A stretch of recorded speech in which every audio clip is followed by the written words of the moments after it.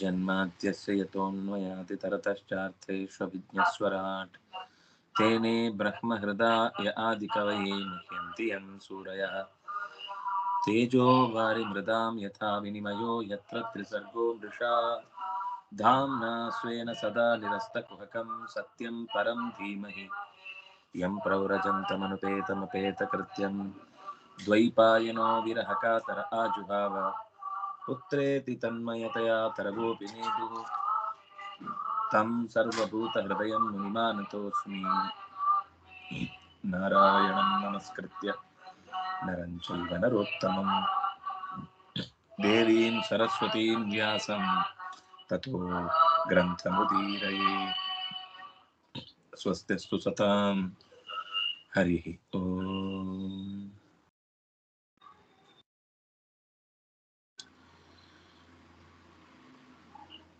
25ನೇ ಅಧ್ಯಾಯದಲ್ಲಿ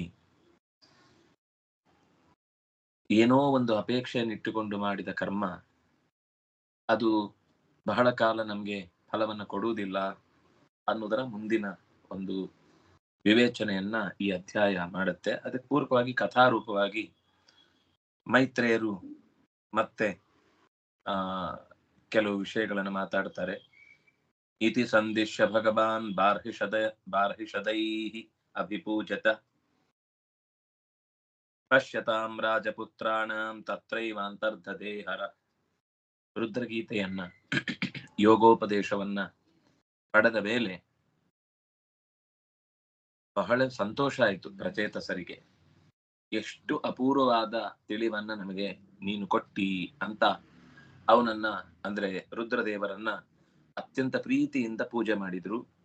ರಾಜಕುಮಾರರ ಸತ್ಕಾರವನ್ನ ಸ್ವೀಕರಿಸಿದಂತಹ ರುದ್ರದೇವ ಅಲ್ಲಿಯೇ ಮರೆಯಾದ, ಅಂತರ್ಧಾನನಾದ. ಹೀಗೆ ರುದ್ರಗೀತಂ ಭಗವತ ಸ್ತೋತ್ರಂ ಸರ್ವೇ ಪ್ರಚೇತಸ ಜಪಂತಸ್ತೆ ತಪಸ್ತೆ ಪುಹು ವರ್ಷಾಣಾಮಯುತಂ ಜಲೇ. ನೀರಿನ ಆಳದಲ್ಲಿ ರುದ್ರಗೀತವನ್ನ ನಿರಂತರ ಜಪಿಸ್ತಾ ತಪಸ್ಸನ್ನ ಅತ್ಯಂತ ಆನಂದದಿಂದ ಮಾಡಿದ್ರು. ಈ ರುದ್ರಗೀತವನ್ನ ತಪಸ್ಸು ಮಾಡಿಯೇ ಜಪಿಸಿಯೇ ಅವರು ಸಿದ್ಧಿಯನ್ನ ಪಡೆದ್ರು ಅನ್ನುವ ಉಲ್ಲೇಖವನ್ನ ಮಾಡ್ತಾರೆ. ಪ್ರಾಚೀನ ಬರ್ಹಿಷಂ ಕ್ಷತ್ತ ಕರ್ಮ ಸ್ವಾಕ್ಸಕ್ತ ಚೇತಸಂ ನಾರದೋಧ್ಯಾತ್ಮ ತತ್ವಜ್ಞ ಕೃಪಾಳು ಪ್ರತ್ಯಭೂತಯತ್. ವಿದುರ, ಪ್ರಾಚೀನ ಬರ್ಹಿಸಿನ ಮನಸ್ಸು ಕರ್ಮದಲ್ಲಿ ಆಸಕ್ತವಾಗಿತ್ತು. ಕರ್ಮದಲ್ಲಿ ಆಸಕ್ತವಾಗುವುದು ತಪ್ಪಲ್ಲ, ಕರ್ಮದಲ್ಲಿಯೇ ಆಸಕ್ತವಾಗುವುದು ತಪ್ಪು. ಅದು ಬಿಟ್ಟು ಬೇರೆ ಇಲ್ಲ ಅಂತ. ಅದಕ್ಕಿಂತ ಆಚೆಗೆ ಅದರ ಫಲ ಏನು ಅಂತರ ಬಗ್ಗೆ, ಅದರ ನಿಜವಾದ ಗುರಿ ಏನು ಅಂತ ಗೊತ್ತಿಲ್ಲ. ಕರ್ಮ ಮಾಡಿದ್ರೆ ಶ್ರೇಯಸ್ಸಾಗುತ್ತೆ, ಕರ್ಮ ಮಾಡ್ತಾ ಇರಬೇಕು ಅಂತ ಹಠದಿಂದ ಅನೇಕ ರೀತಿಯ ಯಜ್ಞಗಳನ್ನು ನಡೆಸ್ತಾ ಇರುವ ಪ್ರಾಚೀನ ಬರ್ಹಿಯ ಬಗ್ಗೆ ನಾರದರಿಗೆ ಕರುಣೆ ಹುಟ್ಟಿತು. ಅಯ್ಯೋ, ಎಂತ ಮಂಕ್ ದಿಣ್ಣೆ ಇದು, ಏನೋ ಮಾಡ್ಲಿಕ್ಕೆ ಹೋಗಿ ಏನೋ ಅನರ್ಥ ಮಾಡ್ಕೊಳ್ಳತ್ತೆ ಮುಂದೆ ಅಂತ ಯೋಚಿಸಿ ಕೃಪಾಳು, ಅತ್ಯಂತ ಕೃಪೆ ಉಳ್ಳವರಾಗಿ ಅಧ್ಯಾತ್ಮದ ತತ್ವವನ್ನ ಚೆನ್ನಾಗಿ ತಿಳಿದವರಾದ ನಾರದರು. ನೋಡಿ, ನಾರದರನ್ನ ನಾವು ಹಿಡಿಸಿ ಹಾಕೋರು ಅಂತ ಹೇಳಿದ್ರೆ ಇಲ್ಲಿ ಅವನನ್ನು ಉದ್ಧರಿಸಬೇಕು ಅಂತ ಬಂದ್ರು. ಮತ್ತೆ ನಾರದರ ಕಥೆ. ಅಧ್ಯಾತ್ಮ ತತ್ವಜ್ಞ ಕೃಪಾಳು ತಂ ಪ್ರತ್ಯಬೋಧಯತ್. ಅವನನ್ನ ಜಾಗೃತಿಗೊಳಿಸಿದ್ರು, ಅವನ ಒಳಗಿನ ತಪ್ಪು ಹೆಜ್ಜೆಯ ಚಟುವಟಿಕೆಯನ್ನ ಎಚ್ಚರಿಸಿದ್ರು. ನೋಡಪ್ಪ, ಹೀಗಲ್ಲ, ಸಾಧನೆಯ ಮಾರ್ಗ ಬೇರೆ ಇದೆ ಅಂತ ಎಚ್ಚರಿಸುವ ಮಾತಾಡಿದ್ರು. ನಾರದ ಉವಾಚ ಶ್ರೇಯಸ್ತ್ವಂ ಕಥಮದ್ರಾಜನ್ ಕರ್ಮಣಾತ್ಮನ ಈಹಸೆ ದುಃಖ ಹಾನಿ ಸುಖಾವಾಪ್ತಿ ಶ್ರೇಯಸ್ತನ್ನೇಹ ಚೇಷ್ಯತೆ. ರಾಜನ್, ನೀನು ಕರ್ಮದಿಂದ ಪಡೀಬೇಕು ಅಂತ ಬಯಸಿದ ಫಲ ಏನು, ಅಭೀಷ್ಟ ಏನು ಹೇಳು. ಸ್ವರ್ಗಾದಿ ಸುಖ ಅಂತ ನೀನೇ ಅಕಸ್ಮಾತ್ ಅದಕ್ಕೊಂದು ಫಿಕ್ಸ್ ಮಾಡ್ತೀಂದ್ರೆ ಇದೇ ಫಲ ಅಂತ, ಅದು ಅತ್ಯಂತ ತುಚ್ಛ. ದುಃಖ ಹಾನಿ ಸುಖಾವಾಪ್ತಿ, ಇದು ಎಲ್ಲರ ಬಯಕೆ. ಆದರೆ ಸಂಸಾರ ನಿವೃತ್ತಿ, ಮೋಕ್ಷ ಪ್ರಾಪ್ತಿ ಅಂತಾಗುವುದಾದ್ರೆ ಸ್ವರ್ಗವನ್ನು ಬಯಸುವವನಿಗೆ ಅದು ಸಿಗಲ್ಲ. ಸ್ವರ್ಗವನ್ನು ಬಯಸುವವನಿಗೆ ಸ್ಪಷ್ಟವಾಗಿ ಗಮನಿಸಿ, ದುಃಖ ಹಾನಿ ಸುಖಾವಾಪ್ತಿ ಸ್ವರ್ಗ ಕಾಮಾಯ ನೇಷ್ಯತೆ.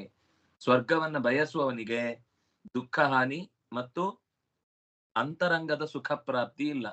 ತತ್ಕಾಲದ ಕಾರ್ಡ್ ಗೀಚಿದಾಗ ಬರುವ ದುಡ್ಡಿನಿಂದ ಏನೆಲ್ಲ ಮಾಲ್ನಲ್ಲಿ ಗೋರಿಕೊಂಡು ಬರ್ಬೋದೋ ಅಷ್ಟೆಲ್ಲ ಸಿಗುತ್ತೆ. ಆದ್ರೆ ಮಾಲ್ನವನು ಆಮೇಲೆ ಇವನು ದುಡ್ಡಿಲ್ಲ ಅಂತ ವಾಲಿಕ್ ಶುರುವಾದ್ರೆ ವಾಲಿ ತೆಗೆದು ಹೊರಗೆ ವಾಲ್ನಿಂದ ಆಚೆಗೆ ಹಾಕ್ತಾರೆ, ಗೋಡೆಯಿಂದ ಆಚೆಗೆ ಎಸಿತಾರೆ, ಬರಬೇಡ ಇನ್ ಮುಂದೆ, ಇಲ್ಲಿ ಇರ್ಬೇಡ ನೀನು ಅಂತ. ಆದ್ರಿಂದ ನೀನು ಕರ್ಮದ ಫಲವನ್ನ ಸ್ವರ್ಗ ಅಂತ ಬಯಸ್ತಿದ್ರೆ ನೀನ್ ದಡ್ಡ.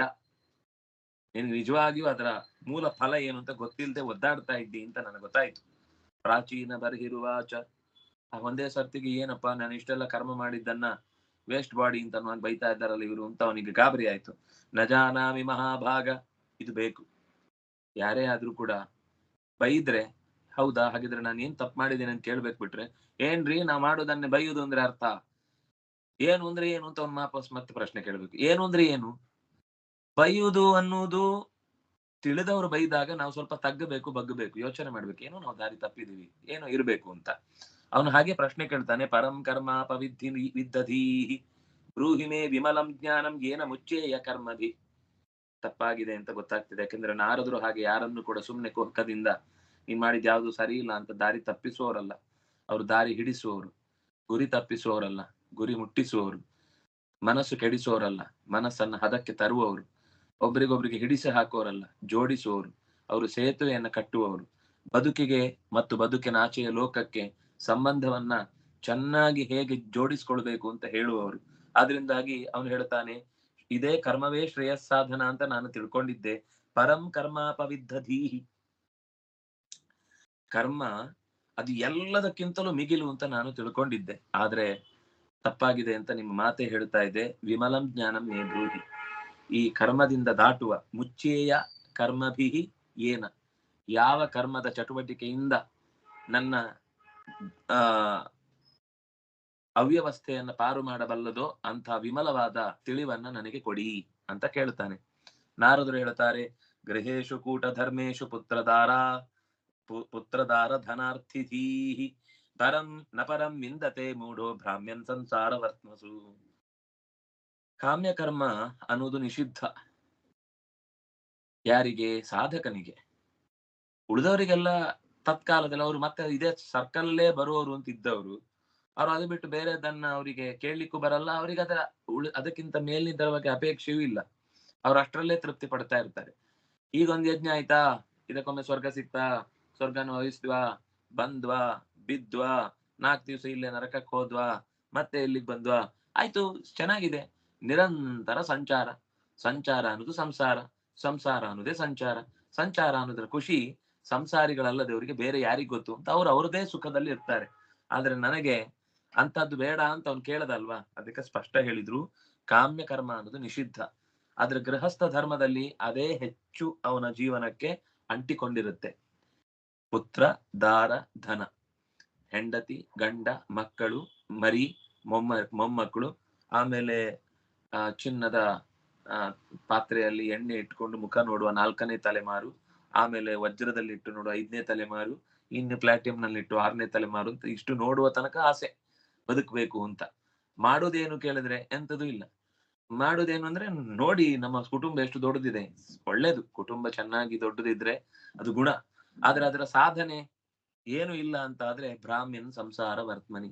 ಅದಿಲ್ಲೇ ಸುತ್ತು ಸುತ್ತು ಸುತ್ತು ಹೊಡಿತಾ ಹುಟ್ಟು ಸಾವುಗಳ ಚಕ್ರದಲ್ಲಿ ಸುತ್ತುತ್ತಾನೆ ಹೊರತು ಪರಮಾತ್ಮನ ಪರಂನ ಪ್ರತಿಪದ್ಯತೆ, ಅವನು ಪರವನ್ನ ಶ್ರೇಷ್ಠವನ್ನ ಹೊಂದುವುದಿಲ್ಲ.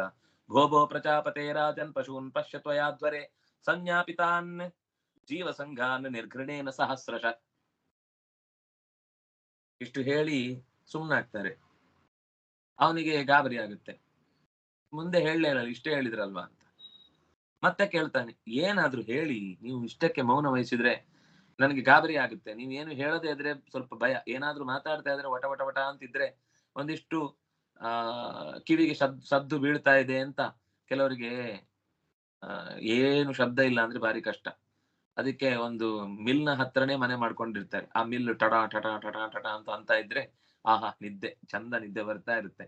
ಹಾಗೆ ಇವನಿಗೆ ಏನೋ ಹೇಳಲಿಲ್ಲ ಅಂದ್ರೆ ಒಂಥರ ಮೌನ ಕಾಡ್ಲಿಕ್ಕೆ ಶುರುವಾಯ್ತು.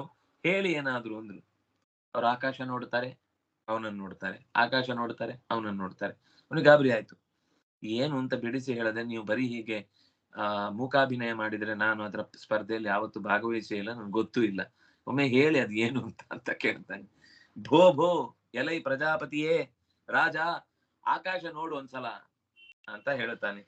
ಪಶ್ಯ ತ್ವಯಾ ಅಧ್ವರೆ ಪಶೂನ್ ಸಂಜ್ಞಾಪಿತಾನ್ ಜೀವ ಸಂಘಾನ್ ನಿರ್ಘೃಣೇನ ಸಹಸ್ರಶಃ. ಸಾವಿರಾರು ಅಜಗಳು ಅಂದ್ರೆ ಆಡುಗಳು ನಿನ್ನಿಂದ ಯಜ್ಞದಲ್ಲಿ ಸಂಜ್ಞಾಪಿತಾನ್. ಸಂಜ್ಞಾಪಿತ ಅಂದ್ರೆ ಯಜ್ಞದಲ್ಲಿ ಅವುಗಳಿಗೆ ನೋವಾಗದಂತೆ ಮಂತ್ರ ಹೇಳಿ ಅನಸ್ತೇಷಿಯಾದ ಇವತ್ತಿನ ಭಾಷೆಯನ್ನ ಸಂಜ್ಞಪನ ಅಂತ ಹೇಳ್ತಾರೆ. ಆ ಭಾಷೆಯಲ್ಲಿ ಅವುಗಳಿಗೆ ನೋವೇ ಆಗುದಿಲ್ಲ ಕತ್ತರಿಸುವಾಗ. ಅವುಗಳು ಸಂತೋಷದಿಂದ ತಮ್ಮ ಪ್ರಾಣ ಬಿಟ್ಟು ಆ ಋತ್ವಿಜ ವರ್ಗ ಅದು ಸ್ವರ್ಗಕ್ಕೆ ಹೋಗುವ ತನಕ ಅಥವಾ ಅದಕ್ಕೆ ಎಲ್ಲಿಗೆ ಕಲ್ಪನೆ ಮಾಡಿದ್ದಾರೋ ಅಲ್ಲಿಯ ಉತ್ತಮ ಗತಿಗೆ ಹೋಗುವ ತನಕ ಆ ಜೀವ ಹೋಗುವುದನ್ನ ಕಂಡು ನಂತರ ಅವರು ಯಜ್ಞವನ್ನ ಮುಂದುವರಿಸುವುದು ಅಂತ ಕ್ರಮ. ಹಾಗೆ ಅವರು ಚೆನ್ನಾಗಿ ಮಾಡಿದ್ದಾರೆ. ಇವನ ತಲೆಯಲ್ಲಿ ಏನಿದೆ ಅಂದ್ರೆ, ಇಷ್ಟು ಯಾಗ ಮಾಡಿ ಇಷ್ಟು ಪ್ರಾಣಿ ನನ್ನ ಯಜ್ಞದಲ್ಲಿ ಸ್ವರ್ಗಕ್ಕೆ ಹೋದು ಅಂತ ಇವನು ಬಹಳ ಹೆಮ್ಮೆ ಪಟ್ಟುಕೊಂಡು, ನನಗೆ ಇದಕ್ಕಿಂತ ಏನು ಶ್ರೇಯಸ್ಸು ಬೇಕು ಹೇಳಿ, ಅಷ್ಟು ಪ್ರಾಣಿಗಳನ್ನು ಸ್ವರ್ಗ ಕಳಿಸಿದ್ದೇನೆ, ನಾನ್ ಕಳಿಸಿದ್ದೇನೆ ಅಂತ ಇತ್ತು ತಲೆಯಲ್ಲಿ. ಅವುಗಳೆಲ್ಲ ಬಿಡುಗಣ್ಣು ಬಿಡ್ತಾ ಇವನನ್ನೇ ನೋಡ್ತಾ ಇದ್ದು. ನೇತಾಕೊಂಡು ಆಕಾಶದಲ್ಲಿ ಎಲ್ಲ ತೂಗಾಕಿದ್ರು. ನೀವು ಪೇಟೆಗಳಲ್ಲೆಲ್ಲ ಬಂದ್ರೆ ಮಾಂಸದ ಅಂಗಡಿಯಲ್ಲಿ ತೂಗು ಹಾಕಿರ್ತಾರೆ, ಅದು ಹಾಗೇನೆ ಎಲ್ಲ ತೂಗು ಬಿದ್ದಿವೆ. ಆದ್ರೆ ಕಣ್ಣು ಸ್ಪಷ್ಟವಾಗಿ ಇವನನ್ನೇ ನೋಡ್ತಾ ಇದೆ. ಏನಕ್ಕೆ ಅವುಗಳು ಹಾಗೆ ನನ್ನ ನೋಡ್ತಾ ಇವೆ? ಅಲ್ಲ, ನೀನು ನಿರ್ಘೃಣವಾಗಿ, ನಿರ್ಘೃಣ ಅಂದ್ರೆ ಚೂರು ಕರುಣೆ ಇಲ್ಲದೆ ಅವುಗಳನ್ನ ಯಜ್ಞದಲ್ಲಿ ಬಲಿ ಕೊಟ್ಟಿದೆಯಲ್ವಾ, ಅವುಗಳು ಕಾಯ್ತಾ ಇವೆ. ಏತೆ ತ್ವಾಂ ಸಂಪ್ರತೀಕ್ಷಂತೆ ಸ್ಮರಂತೋ ವೈಶಸಂತವ.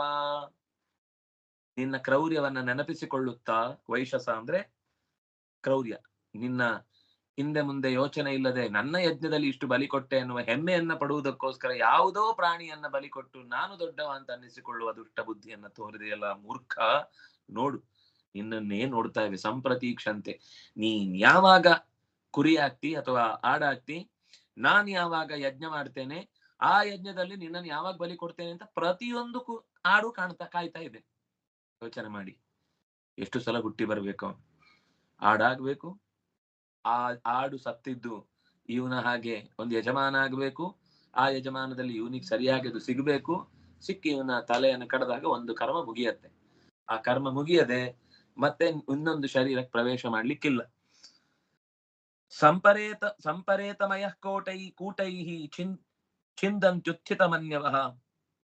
ನಿನ್ನ ಮೇಲೆ ಎಷ್ಟು ಕೋಪ ಇದೆ ಅಂದ್ರೆ, ಅವುಗಳು ತಮ್ಮ ಕೈಗೆ ಏನಾದ್ರೂ ಈಗ ಆಯುಧ ಸಿಕ್ಕಿದ್ರೆ ಕಬ್ಬಿಣದ ಆಯುಧದಿಂದ ನಿನ್ನನ್ನು ಕೊಚ್ಚಿ ಹಾಕ್ತವೆ. ಉತ್ಥಿತ ಮನ್ಯವಃ. ಇದಕ್ಕೆ ತೋರಿಸಿ ಆದ್ಮೇಲೆ ನಾರದರು ಹೇಳುತ್ತಾರೆ, ನಿನಗೊಂದು ಕತೆ ಹೇಳ್ಬೇಕು ನಾನು. ಯಾವಾಗ್ಲೂ ಎಚ್ಚರದಿಂದ ನಾವು ಕರ್ತವ್ಯ ಮಾಡಬೇಕು ಅನ್ನುವುದಕ್ಕೆ. ಅತ್ರತೆ ಕಥಯಿಷ್ಯೇಹಂ ಇತಿಹಾಸಂ ಪುರಾತನಂ. ಬಹಳ ಹಿಂದೆ ನಡೆದ ಘಟನೆ ಇದು. ಯಾವಾಗ ನಡೆದ ಘಟನೆ ಆಗಿರುತ್ತೋ ಆಗ ಅದಕ್ಕೆ ಇತಿಹಾಸಂ ಪುರಾತನಂ ಅನ್ನುವ ಟೈಟಲ್ ಅನ್ನ ಕೊಡ್ತಾರೆ. ಇದು ತುಂಬಾ ಹಿಂದೆ ನಡೆದ ಘಟನೆ ಅಂತ. ಪುರಂಜನ ಸಚರಿತಂ ನಿಬೋಧಗತೋ ಮಮ. ಇದು ಪುರಂಜನನ ಕಥೆ. ನಾನು ಹೇಳುವಾಗ ಗಮನ ಇಟ್ಟು ಕೇಳು, ಗಮನಿಸಿ ಅರ್ಥ ಮಾಡಿಕೊ. ಸುಮ್ನೆ ಅಂತ ಕತೆ ಕೇಳಿ ಈ ಕಡೆಯಿಂದ ಕಿವಿಯಲ್ಲಿ ಬಿಟ್ಟು ಬಿಡ್ಬೇಡ, ಯಾಕೆಂದ್ರೆ ಆ ಕಥೆಗೆ ತುಂಬಾ ಆಲೋಚನೆಗಳಿವೆ. ಗಮನಿಸಿ ಕೇಳು. ನಿಬೋಧ, ನಿತರಾಂ ಬೋಧ, ಚೆನ್ನಾಗಿ ಅಭ್ಯಾಸ ಮಾಡ್ಕೊಂಡು ಕೇಳು. ಇದಕ್ಕೆ ಪುರಂಜನೋಪಾಖ್ಯಾನ ಅಂತಲೂ ಕರೀತಾರೆ. ತುಂಬಾ ಹಿಂದಿನ ಇತಿಹಾಸ, ಅಧ್ಯಾತ್ಮ ಗರ್ಭಿತವಾದದ್ದು. ಕಾಮ್ಯಾಸಕ್ತನಿಗೆ ಯಾವತ್ತೂ ಕೂಡ ಪರಮಾತ್ಮ ಜ್ಞಾನ ಆ ಹೊತ್ತಿಗೆ ಬರುವುದಿಲ್ಲ. ಆದ್ರಿಂದಾಗಿ ಅವನು ಮತ್ತೆ ಮತ್ತೆ ಚಕ್ರದಲ್ಲಿ ಸಿಲುಕ್ತಾನೆ ಅನ್ನೋದನ್ನ ತಿಳಿಸುವುದಕ್ಕೆ ಈ ಕಥೆಯನ್ನ ನಾನು ಹೇಳ್ತಾ ಇದ್ದೇನೆ. ಆಸೀತ್ ಪುರಂಜನೋ ನಾಮ ರಾಜ ರಾಜನ್ ಬಹುಚ್ರವಾಹ ಬೃಹಚ್ರವಾಹ ತಸ್ಯಾ ವಿಜ್ಞಾತ ನಾಮಾಸೀತ್ ಸಖಾ ವಿಜ್ಞಾತ ಚೇಷ್ಟಿತ. ತುಂಬಾ ಚಂದದ ಮಾತು. ಹಿಂದೆ ಮಹಾಕೀರ್ತಿಶಾಲಿಯಾದ ಪುರಂಜನ ಅಂತ ಒಬ್ಬ ರಾಜ ಇದ್ದ. ಅವನು ರಾಜ್ಯದಿಂದ ಹೊರಗೆ ಬಿದ್ದಿದ್ದ. ಅವನಿಗೆ ರಾಜ್ಯ ಅಂತ ಒಂದು ಇರ್ಲಿಲ್ಲ. ಆದ್ರೆ ಅವನ ಜೊತೆಗೆ ಒಬ್ಬ ಗೆಳೆಯ ಇದ್ದ. ಅವನ ಹೆಸರು ಏನು ಅಂದ್ರೆ ಹೆಸರಿಲ್ಲ ಅಂತ. ಅವಿಜ್ಞಾತ ನಾಮ ಸಖಾ. ಅವಿಜ್ಞಾತ ನಾಮ ಅಂದ್ರೆ ಗೊತ್ತಿಲ್ಲದ ಹೆಸರುಳ್ಳವನು ಅಥವಾ ಹೆಸರಿಲ್ಲ ಅಂತ ಅಷ್ಟೇ ಅರ್ಥ. ಅವಿಜ್ಞಾತ ಅಂತ ಅವನ ಹೆಸರು. ಅವನ ಅವಿ ಸಖ ಅವಿಜ್ಞಾತ ಚೇಷ್ಟಿತ. ಅವನು ಸಹಾಯಕ್ಕಾಗೋ ಬರ್ತಿದ್ದ, ಆಮೇಲೆ ಎಲ್ಲಿರ್ತಾನೆ ಏನ್ ಮಾಡ್ತಾನೆ ಪುಣ್ಯಾತ್ಮ ಒಂದೂ ಗೊತ್ತಾಗ್ತಿರ್ಲಿಲ್ಲ. ಇವನಿಗೆ ಕಷ್ಟ ಬಂತೋ ರೆಡಿ ಇರ್ತಿದ್ದ, ಆಮೇಲೆ ಇವನು ಮರ್ತ್ನ, ಇವನ್ ಸುದ್ದಿಗೆ ಬರುತ್ತಿರ್ಲಿಲ್ಲ, ಎಲ್ಲೋ ಇರ್ತಿದ್ದ ಅವನ ಪಾಡಿಗೆ. ಅವನ ಬಗ್ಗೆ ಅಡ್ರೆಸ್ ಏನು, ಕೇರ್ ಆಫ್ ಎಲ್ಲಿಂದ ಬರ್ತಿದ್ದ, ಯಾವ ತಾಲೂಕು, ಯಾವ ಜಿಲ್ಲೆ ಎಂತದು ಗೊತ್ತಿಲ್ಲ. ನೆನಸಿದಲ್ಲಿ ಮಾತ್ರ ಬರ್ತಿದ್ದ. ಇದು ಅವನ ವಿಶೇಷ ಗುಣ. ಇವನು ಕೂಡ ಯಾರಪ್ಪ ನೀನು, ಎಲ್ಲಿದ್ದಿ ಅಂತ ಒಂದ್ ದಿವ್ಸ ಕೇಳಿಕ್ ಹೋಗ್ತಿರ್ಲಿಲ್ಲ. ಯಾಕೆಂದ್ರೆ ಅವನಿಗೆ ಕೆಲಸ ಆಗ್ತಿತ್ತಲ್ಲ, ಅಷ್ಟೇ ಬೇಕಿದ್ದಿದ್ದು. ಸಾಮಾನ್ಯ ನಾವು ಹಾಗೆ ಮಾಡ್ತೇವೆ. ನಮ್ಗೆ ಯಾರಾದ್ರೂ ಉಪಕಾರ ಮಾಡಿದಾಗ ಅವರ ಹಿಂದೆ ಮುಂದೆ ಕೇಳುದೇ ಇಲ್ಲ. ನಮ್ ಬೇಕಾದ್ದಾಯ್ತಾ, ಅವ್ನ್ ಯಾವನಾದ್ರೂ ಏನ್ರಿ, ನಮ್ ಬೇಕಾದ್ ಸಿಗ್ತಾನ ಸಾಕು ಅಂತ ಅಷ್ಟೇ ಯೋಚನೆ ಮಾಡುವ ಅಲ್ಪಮತಿಗಳಾಗಿ ನಾವೇ ಕೆಲವೊಂದ್ಸರ್ತಿ ಆ ರೀತಿ ವರ್ತಿಸ್ತೇವೆ. ಅದರ ಪರಿಣಾಮ ಏನು ಅನ್ನೋದನ್ನ ಈ ಕಥೆ ಮುಂದೆ ಹೇಳುತ್ತೆ. ಸೋನ್ಮೇಷಮಾಣ ಶರಣಂ ಬಭ್ರಾಮ ಪೃಥಿವೀಂ ಪ್ರಭು ನಾನು ರೂಪಂ ಯದಾ ವಿಂದತ್ ಅಭೂತ್ ಸ ವಿಮನ ಇವ. ರಾಜ ಮನೆತನದಲ್ಲಿ ಹುಟ್ಟಿ ಕ್ಷತ್ರ ಧರ್ಮವನ್ನ ಪಾಲಿಸಬೇಕೆಂಬ ಬಹಳ ಅಗಾಧವಾದ ಆಸೆ ಅವನ ಒಳಗೆ ತುಂಬಿ ತುಳುಕ್ತಾ ಇತ್ತು. ಆದ್ರೆ ರಾಜ್ಯವೇ ಇಲ್ಲ. ಇವನ್ ರಾಜ, ರಾಜ್ಯವಿಲ್ಲದ ರಾಜ. ಈಗ ನಾವು ಇಲ್ವಾ ಕೃಷ್ಣರಾಜ ಅಂತ, ಹಾಗೆ ಹೆಸರಲ್ಲಿರುತ್ತಷ್ಟೇ ರಾಜ ಅಂತ. ಅವನು ಬಭ್ರಾಮ ಹುಡುಕ್ತಾ ಹೋದ, ಎಲ್ಲಾದ್ರೂ ಕಿರೀಟ ತೊಡುವಂತಹ ಆಸನ ಸಿಗುತ್ತೋ, ಸಿಂಹಾಸನದಲ್ಲಿ ಕೂಡ ಬಲ್ಲೆನೋ ಅಂತ ಎಲ್ಲ ಕಡೆಗೆ ಶರಣಂ ಒಂದು ಮನೆಯನ್ನು ಹುಡುಕ್ತಾ ಇದ್ದ. ತುಂಬಾ ದೊಡ್ಡ ಮನೆ ಬೇಕಿತ್ತು ಅವನಿಗೆ. ಮನೆ ಹುಡುಕ್ತಾ ಹೊರಟ. ಇವನ್ ದಲ್ಲಾಳಿ ಇದ್ದಾನಲ್ಲ ಅವಿಜ್ಞಾತ, ಈ ಮನೆ ಆಗ್ಬೋದಾ, ಆ ಮನೆ ಆಗ್ಬೋದಾ, ಇನ್ನೊಂದ್ ಮನೆ ಆಗ್ಬೋದಾ. ಶರಣ ಅಂದ್ರೆ ಮನೆ ಅಂತ ಅರ್ಥ. ಶರಣಂ ನ ಅನ್ವೇಷಮಾಣ, ಶರಣಂ ಮನೆಯನ್ನ ಹುಡುಕುವವನಾಗಿ ಇಡೀ ಭೂಮಿಯನ್ನು ತಿರುಗಾಡಿದ. ಯೋಗ್ಯವಾದ ಒಂದು ಮನೆ ಸಿಗ್ಲಿಲ್ಲ, ಪಟ್ಟಣ ಸಿಗ್ಲಿಲ್ಲ ಅವನಿಗೆ. ಎಷ್ಟು ಹುಡುಕಿದ್ರು ಅಂದ್ರೆ ಅವನಿಗೆ ಬೇಜಾರಾಗೋಯ್ತು. ಅವನು ತೋರಿಸ್ತಿದ್ದ ಕೆಲವೆಲ್ಲ ಮನೆ. ಆ ಮನೆಯ ಊರು ತೋರಿಸಿದ್ರೆ ಒಂದರಲ್ಲಿ ಬಾವಿ ಇರ್ತಿರ್ಲಿಲ್ಲ, ಒಂದರಲ್ಲಿ ಉದ್ಯಾನ ಇರ್ತಿರ್ಲಿಲ್ಲ, ಒಂದರಲ್ಲಿ ಸರಿಯಾಗಿ ಸ್ಟೋರೇಜ್ ಇರ್ತಿರ್ಲಿಲ್ಲ. ಅಲ್ಲಿ ಇವನಿಗೆ ನೆನಪಾಗಿದ್ದೆಲ್ಲ ಹಾಕೊಳ್ಳಿಕ್ಕೆ ಟಿಬಿಗಳು ಬೇಕು, ಅದು ಕೆಬಿಯಲ್ಲಿ ಇರ್ತಿತ್ತು ಆ ಮೆಮೊರಿ ಪವರ್. ಅದು ಎಲ್ಲಿಗೂ ಸಾಕಾಗ್ತಿರ್ಲಿಲ್ಲ. ಅಯ್ಯೋ ಇದಕ್ಕಿಂತ ಚೆನ್ನಾಗಿರೋ ಮನೆ ತೋರ್ಸಪ್ಪ, ಯಾಕೋ ಇದ್ರಲ್ಲಿ ಕಿಟಕಿ ಇದ್ರೆ ಬಾಗ್ಲಿಲ್ಲ, ಬಾಗಿಲಿದ್ರೆ ಗೋಡೆ ಇಲ್ಲ, ಬಾಗಿಲಿ ಕೆಲವು ಗೋಡೆ ಇರುತ್ತೆ ಬಾಗ್ಲೇ ಇರುದಿಲ್ಲ, ಕೊನೆಗೆ ಹಾರ್ಕೊಂಡ್ ಮೇಲಿಂದ ಹಂಚ್ ತಗೊಂಡು ಹೋಗುದಾ, ಏನ್ ಕತೆ ಅಂತ ಅವನಿಗೆ ಬೇಜಾರಾಗ್ತಿತ್ತು. ಬೇಜಾರಂದ್ರೆ ನ ಅನುರೂಪಂ, ಆ ಮನೆ ತಪ್ಪು ಅಂತ ಹೇಳಿಲ್ಲ, ಇವನಿಗೆ ಅನುರೂಪವಾದ ಮನೆ ಆಗ್ಲಿಲ್ಲ. ಈಗ ನೋಡಿ, ಹಾವಿಗೆ ಹುತ್ತ ಅಂತ ಒಂದ್ ಮನೆ ಇದೆ, ಅದರ ಬಾಗ್ಲು ನಿನ್ ಕೆಳಗಡೆ ಎಲ್ಲೂ ಸಿಗಲ್ಲ, ಅದು ಈ ಮೇಲ್ ಹೋಗಿ ಆ ಮೇಲಿನ ತೂತಿನಿಂದಲೇ ಒಳಗ್ ಹೋಗ್ಬೇಕು. ಇವನೇನ್ ಹಾವು ತರ ಓಡಾಡ್ಲಿಕ್ಕೆ ಆಗುತ್ತಾ? ಅಂತದ್ದೆಲ್ಲಾದ್ರೂ ಮನೆ ಕೋಟೆ ಸಿಕ್ಕಿದ್ರೆ ಅಂದಾಗ ಅವನಿಗೆ ಅನುರೂಪ ಆಗಿರ್ಲಿಲ್ಲ, ಅವನಿಗೆ ಬೇಕಾದಾಗಿರ್ಲಿಲ್ಲ.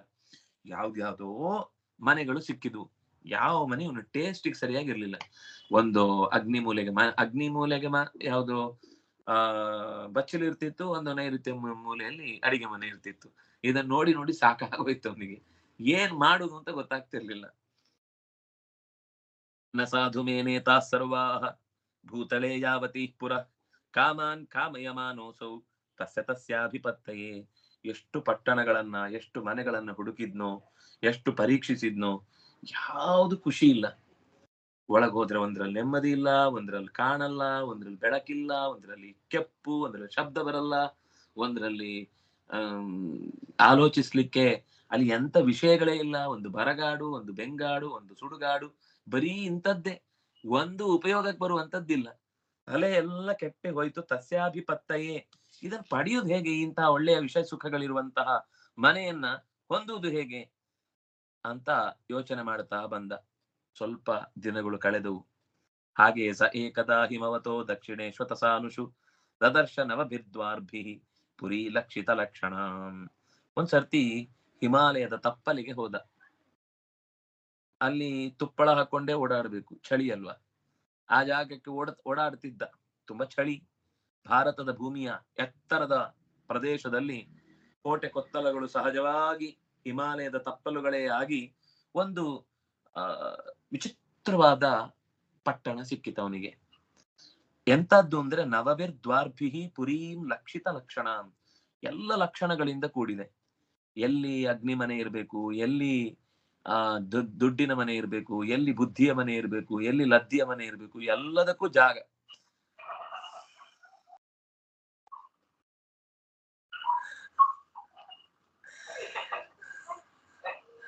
ಆ ಇಡೀ ಕೋಟೆಗೆ ಕೆಲವು ದೇವಸ್ಥಾನಗಳಲ್ಲಿ 12, 16 ದೊಡ್ಡ ದೊಡ್ಡ ಶಿಖರಗಳಿರ್ತವೆ, ಮಹಾದ್ವಾರಗಳು. ಹಾಗೆ ಈ ಪಟ್ಟಣದ ವಿಶೇಷತೆ ಏನು ಅಂದ್ರೆ ಒಟ್ಟು 9 ವಿಶಿಷ್ಟವಾದ ದ್ವಾರಗಳಿಂದ ಕೂಡಿದ ಪಟ್ಟಣ. ಲೆಕ್ಕ ಹಾಕ್ಲಿಕ್ಕೆ ಬಹಳ ಚಂದ. ಅದು ಎದುರುಗಡೆ ಮಹಾದ್ವಾರ, ಆಚೆ ಈಚೆ ಹಿಂದೆ ಮುಂದೆ ಎಲ್ಲ ಕಡೆ. ಅದು ಬರೀ ನಮಗೆ ನೋಡುವ ಈ ಹೊರಗಡೆಯ ಪಟ್ಟಣದ ಹಾಗಿರ್ಲಿಲ್ಲ. ಅದರ ವಿವರಣೆ ಮುಂದೆ ಇದೆ. ಪ್ರಾಕಾರೋಪವನಾಟ್ಟಾಲ ಪರಿಖೈರುಚ್ಚತೋರಣೈ ಸ್ವರ್ಣ ರೌಪ್ಯಾಯಸೈ ಶೃಂಗೈ ಸಂಕುಲಾಂ ಸರ್ವತೋ ಗೃಹೈ. ಆ ಕೋಟೆಯ ಗೋಡೆ, ಉದ್ಯಾನ, ಗೋಡೆಯ ಒಳಗಿನ ಪ್ರದೇಶ, ಅದು ಯಾರು ತಪ್ಪಿಸಿಕೊಂಡು ಕಳ್ಳರು ಒಳಗೆ ಬಾರದ ಹಾಗೆ, ಶತ್ರುಗಳು ಬಾರದ ಹಾಗೆ ನೀರಿನ ಕಂದಕ, ದೊಡ್ಡ ದಿಡ್ಡಿಯ ಬಾಗಿಲುಗಳು, ಬೆಳ್ಳಿ ಬಂಗಾರ ಕಬ್ಬಿಣಗಳ ಅಲ್ಲಲ್ಲಿಯ ಶಿಖರಗಳು, ಆ ಶಿಖರದ ಸುತ್ತ ಆ ಮನೆಯ ಒಳಭಾಗ ಒಂದು ಚಂದದ ಪಟ್ಟಣ. ಅಂದ್ರೆ ಏನಿದು, ನೋಡಿದ್ರೆ ಇಂತಹದ್ದೊಂದು ಪಟ್ಟಣವನ್ನ ಇಲ್ಲಿಯ ತನಕ ಕಂಡೇ ಇಲ್ಲ. ಖುಷಿಯಾಗೋಯ್ತು ಅವನಿಗೆ, ಪುರಂಜನನಿಗೆ. ಮತ್ತು ಹೇಳ್ತಾರೆ, ಸಭಾ ಚತ್ವರ ರಥ್ಯಾಭಿ ಆ ಕ್ರೀಡಾಯತನಾಪಣೈ ಚೈತ್ಯಧ್ವಜ ಪತಾಕಾಭಿ ಯುಕ್ತಾಂ ವಿದ್ರುಮ ವೇದಿಭಿ. ಒಳ್ಳೆಯ ಒಳಗೆ ಸಭಾಭವನಗಳು, ಅಲ್ಲಲ್ಲಿಯ ಚೌಕ ರಸ್ತೆಗಳು, ಆಡ್ಲಿಕ್ಕೆ ಬೇಕಾಗಿರುವ ಕ್ರೀಡಾ ಭಾಗಗಳು, ವ್ಯಾಪಾರದ ಮಾರುಕಟ್ಟೆಯ ಬೀದಿಗಳು, ಅಲ್ಲಲ್ಲಿ ಮಲ್ಕೊಳ್ಳಿಕ್ಕೆ, ಏಳ್ಲಿಕ್ಕೆ, ಬೀಳ್ಲಿಕ್ಕೆ, ಜಾರ್ಲಿಕ್ಕೆ ವಿಶ್ರಾಂತಿ ಧಾಮಗಳು, ಆಮೇಲೆ ನೀವು ಯಾರು ಏನು ಎತ್ತ ಅಂತ ಪರಿಚಯಿಸುವಂತಹ ಬಾವುಟ ಪತಾಕೆಗಳು, ಅಲ್ಲಲ್ಲಿ ಅತ್ಯಂತ ಸುಂದರವಾದ ಹವಳದ ವೇದಿಕೆಗಳು ಎಲ್ಲವೂ ಇತ್ತು ಆ ಪಟ್ಟಣದ ನಡುವೆ. ಪುರಿಯಾಸ್ತು ಬಾಹ್ಯೋಪವನೆ ದಿವ್ಯದ್ರುಮಲತಾಕುಲೆ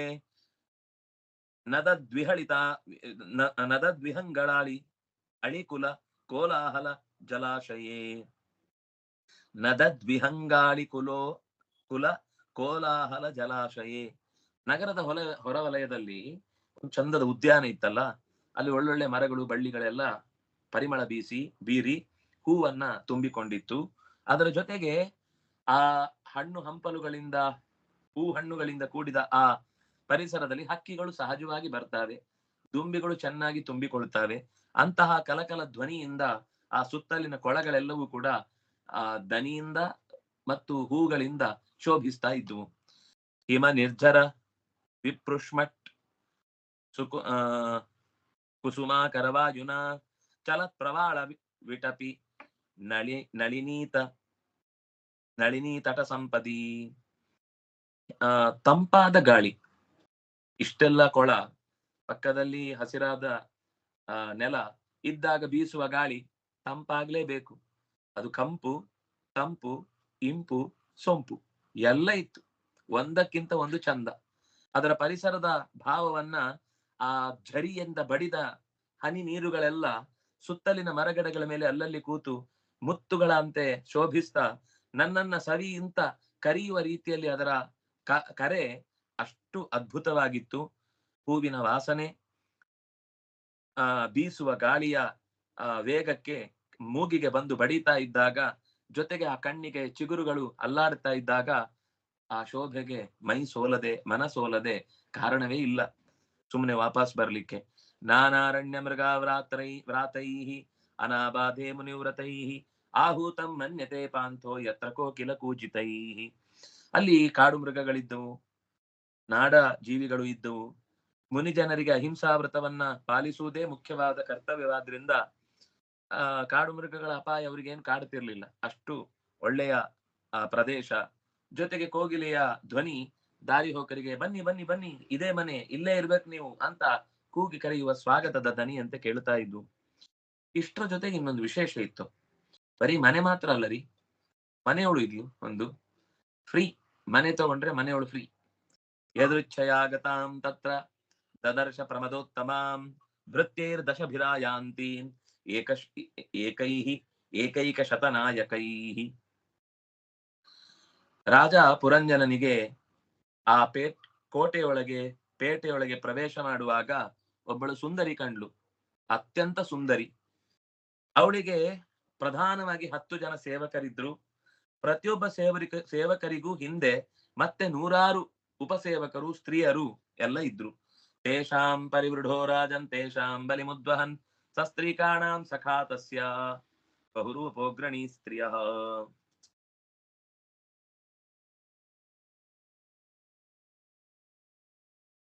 ಸ್ತ್ರೀ ಸಹಿತರಾದ ಸೇವಕರೆಲ್ಲ ಒಬ್ಬ ನಾಯಕನಿಂದ ಕೂಡಿದ್ರು. ಅವರು ಇವರಿಗೆ ಬರ್ತಾ ಇದ್ದ ಕಾಣಿಕೆಗಳನ್ನೆಲ್ಲ ಸ್ವೀಕರಿಸಿ ಬಗೆ ಬಗೆಯ ರೂಪದಿಂದ ಆ ಸುಂದರಿಯ ಮುಂಭಾಗದಲ್ಲಿ ನಡೆದು ಬರ್ತಾ ಇದ್ದ. ಆ ಟ್ಯಾಕ್ಸ್ ಅನ್ನೆಲ್ಲ ಅವನು ಸಂಗ್ರಹ ಮಾಡುತ್ತಿದ್ದ. ಪಂಚಶೀರ್ಷಾಹಿನಾ ಗುಪ್ತಾಂ ಪ್ರತಿಹಾರೇಣ ಸರ್ವತಃ ಅನ್ವೇಷಮಾಣಾಂ ವೃಷಭಂ ಅಪ್ರೋಢಾಂ ಕಾಮರೂಪಿಣೀಂ. 5 ಹೆಡೆಯ ಹಾವು ಅವಳಿಗೆ ಅಂಗರಕ್ಷಕನ ಹಾಗೆ ಹಿಂದಿನಿಂದ ಕಾವಲು ನಿಂತಿತ್ತು. ಎಲ್ಲಿ ಹೋದ್ರೂ ಅವಳ ಜೊತೆಗಿರ್ತಿತ್ತು, ಅವಳನ್ನು ಕಾಪಾಡ್ತಿತ್ತು. ಆಕೆ ಇಷ್ಟ ಬಂದ ರೂಪ ತೊಡುವ ಸಾಮರ್ಥ್ಯ ಅವಳಿಗಿತ್ತು. ಯಾಕೋ ಬಾಗಿಲು ತುಂಬಾ ಚಿಕ್ಕದಾಯ್ತು, ತನ್ನ ರೂಪವನ್ನೇ ಚಿಕ್ಕದು ಮಾಡಿ ಅದ್ರೊಳಗೆ ಹೋಗ್ಬಿಡ್ತಿದ್ಲು. ಬಾಗಿಲು ದೊಡ್ಡದಾಯ್ತು, ತುಂಬಾ ದೊಡ್ಡ ಆಕೃತಿ ತಗೊಂಡು ಒಳಗ್ ಬರ್ತಿದ್ಲು. ಅವಳಿಗೆ ಇಂಥದ್ದೇ ರೂಪದಲ್ಲಿ ಇರಬೇಕು ಅಂತ ಯಾವತ್ತೂ ಅಪೇಕ್ಷೆ ಇರಲಿಲ್ಲ. ಯಾವ ರೂಪದಲ್ಲಿ ಬೇಕಾದ್ರೂ, ಹೇಗೆ ಬೇಕಾದ್ರೂ, ಎಷ್ಟು ದೂರಕ್ಕೆ ಬೇಕಾದ್ರೂ, ಎಷ್ಟು ವೇಗ ಬೇಕಾದ್ರೂ ಹೋಗ್ಲಿಕ್ಕೆ ಅವಳಿಗೆ ಸಾಮರ್ಥ್ಯ ಇತ್ತು. ಅಂತಹ ರಾಣಿ ಅವಳು. ಆದ್ರೆ ಅವಳಿಗೆ ಮದುವೆ ಆಗಿರ್ಲಿಲ್ಲ. ಒಬ್ಬ ಪತಿಯನ್ನು ಹುಡುಕ್ತಾ ಇದ್ಲು. ಹೆಣ್ಪಕಡು ಅಂತ ಇಟ್ಕೊಳ್ಳಿ. ಅಂತದ್ದೇ ಬೇಕು, ನಾನು ಹೇಳಿದ್ದನ್ನು ಕೇಳುವವನೇ ಬೇಕು ಅಂತ ಹುಡುಕ್ತಾ ಇದ್ಲು. ಹೇಗಿದ್ಲು? ಸುನಾಸಾಂ, ಚಂದದ ಉದ್ದನೆಯ ಮೂಗು. ಸುದತೀಂ, ದಂತು ಮಂಜನ್ ಹಾಕಿದ ಚಂದದ ಬೆಳ್ಳನೆಯ ಹಲ್ಲುಗಳು. ಬಾಲಾಂ, ಎಳೆಯವಳಾಗಿದ್ಲು. ಸುಖಪೋಲಾಂ, ಕಚ್ಚದ ಆಪಲ್ ನಂತೆ ಇತ್ತು. ಕಚ್ಚಿದ್ರೆ ಅದು ಮೈಲಿಗೆ ಆಗ್ಬಿಡುತ್ತಲ್ಲ, ಆಪಲ್ ಆಗ್ಬಿಡುತ್ತೆ. ವರಾನನಾಂ, ಚಂದದ ಮೋರೆ ಇತ್ತು. ಸಮವಿನ್ಯಸ್ತ ಕರ್ಣಾಭ್ಯಾಂ, ಎರಡೂ ಸಮವಾದ ಸ್ಥಿತಿಯಲ್ಲಿದ್ದ ಕಿವಿಗಳು. ಬಿಭ್ರತೀಂ ಕುಂಡಲ ಶ್ರಿಯಂ, ಕಿವಿಯ ಕಾಂತಿಯಿಂದ ಕುಂಡಲ ಚೆನ್ನಾಗಿ ಕಾಣ್ತಿತ್ತೋ, ಕುಂಡಲದ ಕಾಂತಿಯಿಂದ ಕಿವಿ ಚೆನ್ನಾಗಿ ಕಾಣ್ತಿದ್ದೋ ಗೊತ್ತಿಲ್ಲ, ಅಷ್ಟು ಚಂದದ. ಅವಳು ಬೇಕು ಅಂತ ಮುಖ ಯಾವಾಗ್ಲೂ ಅಲ್ಲಾಡಿಸ್ತಾ ಇದ್ಲು. ಯಾಕಂದ್ರೆ ಅದು ಅಲ್ಲಾಡಿದ್ರೆ ನಾನು ಕಿವಿಗೆ ಹಾಕೊಂಡಿದ್ದೇನೆ ಅಂತ ಎಲ್ರಿಗೂ ಗೊತ್ತಾಗ್ಲಿ ಅಂತ. ಪಿಶಂಗನೀವೀಂ ಸುಶ್ರೋಣೀಂ, ಪೀತಾಂಬರವನ್ನು ಹುಟ್ಟಿದ್ದಾಳೆ.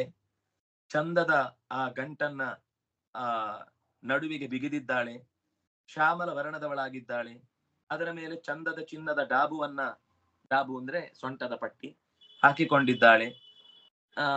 ಗೆಜ್ಜೆಯ ಕಾಲಂದುಗೆ ಅವಳು ಹೆಜ್ಜೆ ಇಡುವ ಸ್ತರವನ್ನ ಪ್ರತಿಧ್ವನಿಸುತ್ತಾ ಅವಳು ಬರ್ತಾ ಇದ್ದಾಳೆ ಎನ್ನುವ ಸೂಚನೆಯನ್ನ ಎಲ್ಲರಿಗೂ ತೋರಿಕೊಡ್ತಾ ಇದೆ. ಯಾವುದೋ ದೇವತಾ ಸ್ತ್ರೀಯೇ ಹೆಜ್ಜೆ ಇಡ್ತಾ ಇದ್ದಾಳೆ ಅಂತ ಗೊತ್ತಾಗುವಂತಿತ್ತು. ಸ್ತನೌ ವೃಂಜಿತ ಕೈಶೋರೈ ಸಮವೃತ್ತೌ ನಿರಂತರೌ ವಸ್ತ್ರಾಂತೇನ ನಿಗೂಹಂತಿ ಇಂದ್ರಿಯಳಯ ಗಜಗಾಮಿನಿ. ನಡೆದಾಡ್ತಾ ಇದ್ರೆ ಆನೆಯಂತೆ ಇತ್ತು ಅಂತ. ಆನೆಯಂತೆ ದಪ್ಪ ಅಂತ ಅರ್ಥ ಅಲ್ಲ, ಆನೆಯಂತೆ ಗಂಭೀರ ಅಂತ ಅರ್ಥ. ಅವಳ ದೇಹದ ಎಲ್ಲ ಅಂಗಗಳು ಕೂಡ ಸಮವಾದ ವಿಭಕ್ತ ಅಂದ್ರೆ ಸರಿಯಾದ ರೀತಿಯಲ್ಲಿ ವಿಭಾಗಗೊಂಡು ನಾಚಿಕೆಯೇ ಮೈವೆದ್ದು ಬಂದ ಸ್ಥಿತಿಯಲ್ಲಿ ಆಕೆ ನುಲಿತಾ ಇದ್ಲು. ತಾಮಾಹ ಲಲಿತಾಂ ವೀರಃ ಸೌರೀಳ ಸ್ಮಿತ ಶೋಭಿನೀಂ ಸ್ನಿಗ್ಧೇನಾಪಾಂಗ ಪುಂಖೇನ ಸ್ನಿಗ್ಧ ಸ್ಪೃಷ್ಟ ಪ್ರೇಮ ಭ್ರಮಧ್ರುವ. ನಾಚಿಕೆ ತುಂಬಿದ ನಸು ನಗೆಯಂತೂ ವೀರನಾದ ಒಬ್ಬ ಬಾಣ ಹೊಡೆದದ್ದಕ್ಕಿಂತ ಶಾರ್ಪ್, ಅದಕ್ಕಿಂತಲೂ ಚೂಪಾಗಿ ಅವನನ್ನು ನೆಟ್ಟು ಕೊನೆಗಾಣಿಸ್ಬೇಕು. ಆದ್ರೆ ಆ ಪ್ರಣಯಪೂರಿತವಾದ ನೋಟದಿಂದ, ಹುಬ್ಬಿನ ಆಟದಿಂದ ಅವನ ಎದೆ ಝಲ್ಲಂತೂ ಆಕೆಯನ್ನು ಮಾತಾಡಿಸಿದ. ಕಾತ್ವಂ ಪಂಕಜ ಕಂಜಫಲ ಸಾಕ್ಷಿ ಕಸ್ಯಾಸೀಹ ಕುತಃ ಪತಿ ಇಮಾಮಾಪ ಪುರೀಂ ಭೀರು ಕಿಂಚಿಕೀರ್ಷಸಿ ಶಂಸಮೇ. ಓ ಕಮಲದಳ ನಯನೇ, ಯಾರು ನೀನು? ಯಾರ ಮಗಳು? ಎಲ್ಲಿಂದ ಇಲ್ಲಿಗೆ ಬಂದಿದ್ದಿ? ಈ ಪಟ್ಟಣದಲ್ಲಿ ನಿನಗೇನ್ ಕೆಲಸ? ಓ ಗೆಳತಿ, ಎಲ್ಲವನ್ನು ನನಗಾಗಿ ಬಿಡಿಸಿ ಹೇಳುವೆಯಾ ಅಂತ ಕೇಳಿದ. ಕ ಏತೇನು ಪಥಾಯೇತೆ ಏಕಾದಶ ಮಹಾಭಟಾ ಏತಾವಾ ಲಲನಾ ಸುಭ್ರು ಕೋಯಂತೆ ಹಿ ಪುರಸ್ಸರ. ಯಾವಾಗ್ಲೂ ನಿನ್ ಬೆನ್ ಹಿಂದೆ ಒಳ್ಳೆ ಬಾಲಗದ ಹಾಗೆ ನೀನ್ ಎಲ್ಲಿ ಹೀಗ್ ತಿರುಗಿದ್ರೆ ಎಲ್ಲವೂ ಹೀಗ್ ತಿರುಗುತ್ತೆ, ನೀನ್ ಹೀಗ್ ತಿರುಗಿದ್ರೆ ಅದೆಲ್ಲವೂ ಹೀಗ್ ತಿರುಗುತ್ತೆ. ಏನಿದು ಅನುಚರರು ಅಂದ್ರೆ? ಏನಿದು? ನಿನಗೆ ಇಷ್ಟು ಅನುಚರರು ಯಾರು ಇವರೆಲ್ಲ? ಒಟ್ಟು ಅದರಲ್ಲಿ 10 ಜನ ಇದ್ದಾರೆ, ಅದರಲ್ಲಿ 11ನೇ ಒಬ್ಬ ಮಹಾಭಟ ಇದ್ದಾನೆ. ಯಾರವನು? ಈ ಉಳಿದ ಅವರ ಬೆನ್ನ ಹಿಂದೆ ಇಷ್ಟು ಸ್ತ್ರೀಯರಿದ್ದಾರಲ್ಲ, ಅವ್ರು ಯಾರು? ಈ ನಿನ್ನನ್ನ ಕಾವಲಾಗಿ ನಿಂತಿರುವ ಸರ್ಪ ಒಂದಿದೆ, ಅದು ಏನು? ತ್ವಂ ಹಿ ಹ್ರೀಹಿ ಭವಾನ್ಯಾಸಿ ಭವಾನ್ ಆ ಭವಾನಿ ಅಸ್ಯಥ ವಾಗ್ರಮಾಪತಿಂ ವಿಚಿನ್ವತಿ ಕಿಂ ಮುನಿವತ್ ರಹೋವನೆ ತ್ವದಂಗ್ರಿ ಸಾಮ್ಯಾಪ್ತ ಸಮಸ್ತ ಕಾಮಃ ಕ್ವಪದ್ಮಕೋಶ ಪತಿತಃ ಕರಾಗ್ರಾತ್. ನೀನು ಶ್ರೀದೇವಿಯ ಅಥವಾ ಭೂದೇವಿಯ ಅಥವಾ ಭವಾನಿಯ? ಎಲ್ಲ ಪ್ರಶ್ನೆ. ಶ್ರೀದೇವಿ ಅಂದ್ರೆ ಲಕ್ಷ್ಮಿ ಅಂತ ಅರ್ಥ, ಭೂದೇವಿ ಅಂದ್ರೆ ಧರಾದೇವಿಯ ಸೌಂದರ್ಯ ಹಾಗಿತ್ತು ಅನ್ನುವ ಕಾರಣಕ್ಕೆ ನೀನು ಅಥವಾ ರುದ್ರನ ಮಡದಿಯೇ ಅಥವಾ ನೀನು ವಾಗ್ದೇವಿಯೇ ಸರಸ್ವತಿಯೋ? ಅಷ್ಟು ಚಂದ ನಿನ್ನ ನಡೆನುಡಿಗಳೆಲ್ಲ ಕಾಣಿಸ್ತಾ ಇದೆ. ಅಥವಾ ಆ ಮುನಿಯಂತೆ ರಹಸ್ಯವಾಗಿ ಗಂಡನನ್ನು ಹುಡುಕ್ತಾ ಇರುವಂತವಳು? ಯಾರು ನೀನು? ನಿನ್ನ